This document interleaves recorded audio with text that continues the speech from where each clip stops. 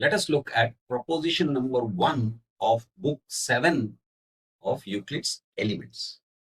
The proposition says when two unequal numbers are set out and the less is continuously subtracted from the greater, if the number which is left never measures the one before it until a unit is left, then the original numbers are relatively prime. So let's see what this means. So we are given two numbers, AB and CD. Let's subtract CD from AB repeatedly. So let's say this is removed, then this is removed, then this is removed, right? So, but another time we can't do it. So, which means FB has been subtracted from AB by repeatedly subtracting CD from AF is less than CD. So now we repeat the process. The only thing is now we use AF to subtract from CD. Only once we can subtract. Now the remainder CG becomes less than AF. So now we use CG and subtract from AF. So that finally AH becomes 1. Basically that is the process. And this process is called Euclidean algorithm. So henceforth, whenever I want to refer to this whole process, I'll just say Euclidean algorithm. Okay. So now AH, the final remainder is 1. Now, if the final remainder is 1, then these two are relatively prime. Let's prove this. So we use proof by contradiction. Let us say AB and CD are not relatively prime. Then there must exist a number which is greater than 1, which measures both AB and CD. So let's say that number is E. And remember, E is greater than 1.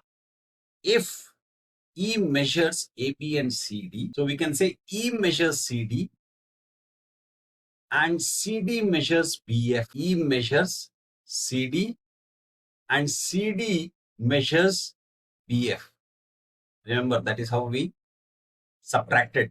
CD we subtracted from repeatedly from AB by getting FB and a remainder. Okay, which means what? Which means E measures BF. So E measures CD, CD measures FB, which means E measures FB or BF. E measures AB and E measures BF.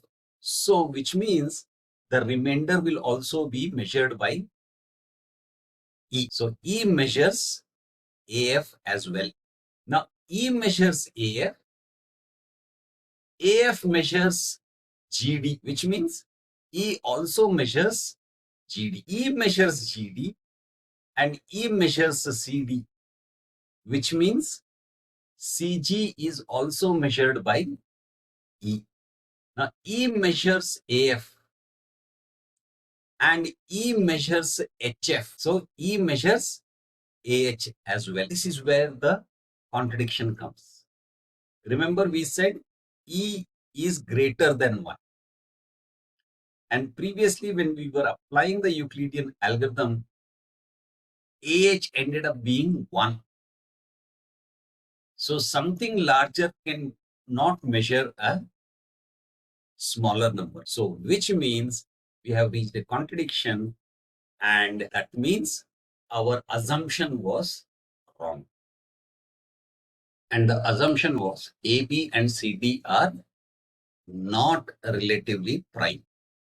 Since that is wrong, we can say AB and CD are relatively prime. That is proposition number 1 of book 7. Again, let me remind you, there is a PDF book which describes all these propositions in detail. Please feel free to download it, refer to it, and if you think somebody else can also benefit from it, please do share it. That's it for now.